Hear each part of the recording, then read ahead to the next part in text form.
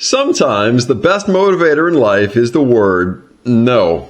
Today's story is about one such young man who heard the word no, and what would have been crushing defeat for others became a driving force for him.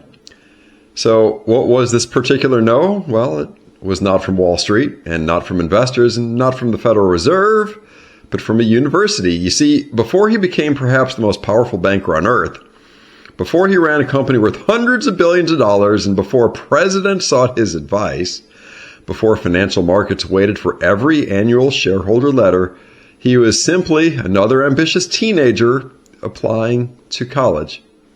His objective? Harvard. His answer? Rejected. And that is where our story begins, because every hero's journey starts the same way, not with triumph, but with disappointment.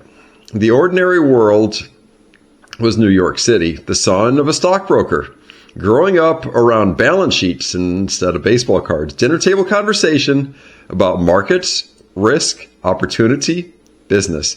Some children dream of becoming astronauts. Others dream of becoming athletes.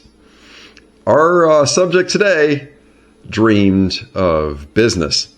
He did not yet know where his dream would lead, only that it was calling. Then came the first great test. Harvard looked at his application and passed. And imagine that moment. The letter arrives. It's thin. You already know before opening. Your future, you think, has just been decided by strangers you have never met. Yet many people spend the rest of their lives trying to recover from somebody else's opinion. Our subject today did something different. He moved on. Not because rejection didn't hurt, it did, but because purpose mattered more than prestige. He enrolled instead at Tufts University, not the school he wanted, but the school that wanted him. And there's a lesson there. Doors close, others quietly open.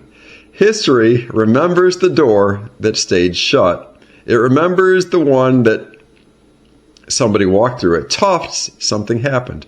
The young man Harvard overlooked began to distinguish himself. Economics fascinated him. Finance wasn't simply numbers. It was human behavior disguised as mathematics. Every balance sheet told a story. Every investment reflected optimism or fear. Every market correction revealed character, and character always compounds. Graduation came. Then another application, this time Harvard Business School. Funny how life works. The institution that once rejected him now warmly welcomed him. Perhaps they had changed, or perhaps he had, because growth has a curious way of making yesterday's rejection irrelevant. At HBS, he met a professor with a challenge. There was a banker named Sandy Weil, ambitious, demanding, building something few people yet understood, and the professor suggested our subject meet him. And one conversation changed everything.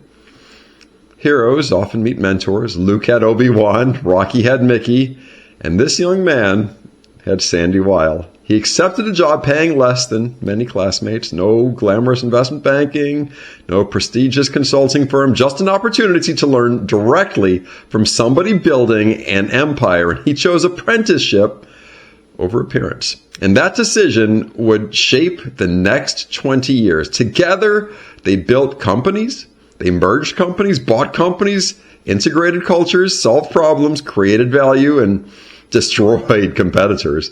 It was not glamorous.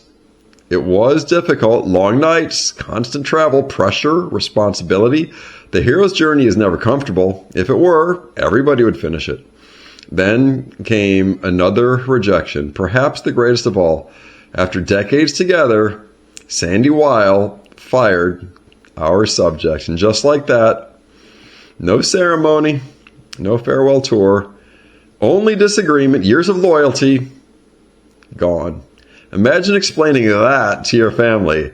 You helped build an empire, and yet now you are unemployed, out on the street, and many careers never recover. Most people become bitter.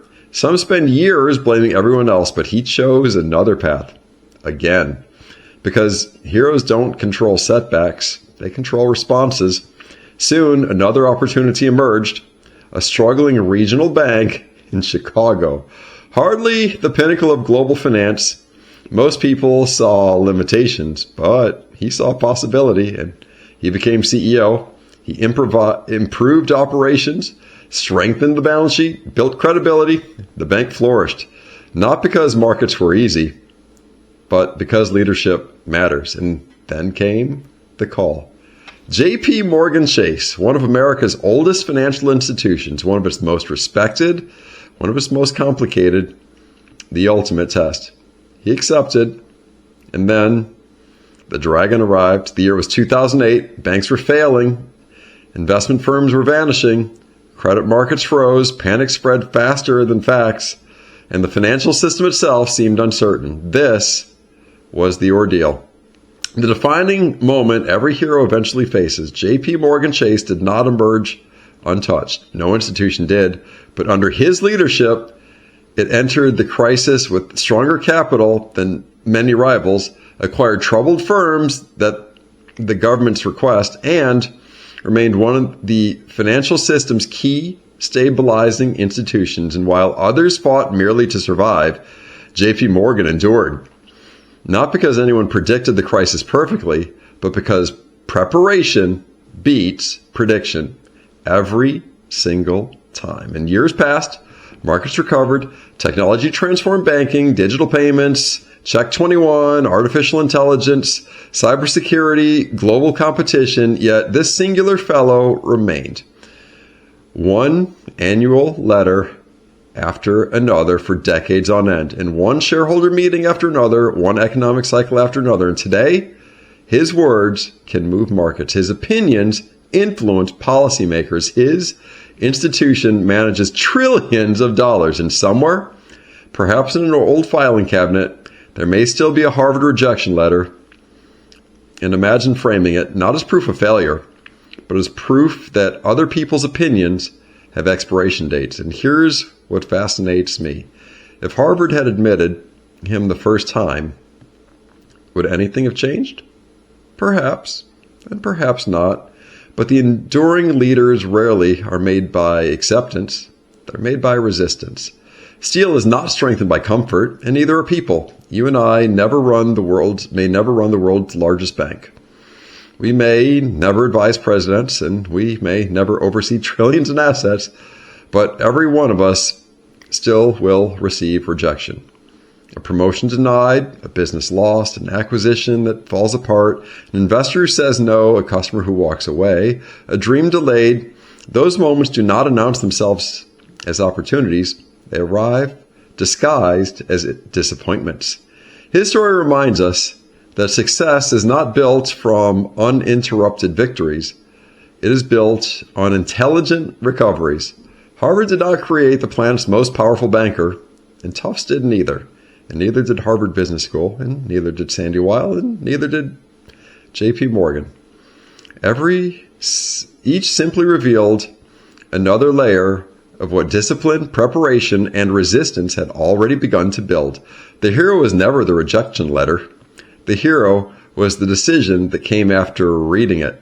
Perhaps that's why this story still matters, because somewhere today, somebody is opening an email, reading a rejection, believing the story is over, but it is not. In fact, it may be the first chapter of a story very much worth reading, because history has an unusual sense of humor. Sometimes the institutions that says no today will sometimes teach case studies about the life you built without it, as Harvard does today about Jamie Dimon, CEO of J.P. Morgan Chase.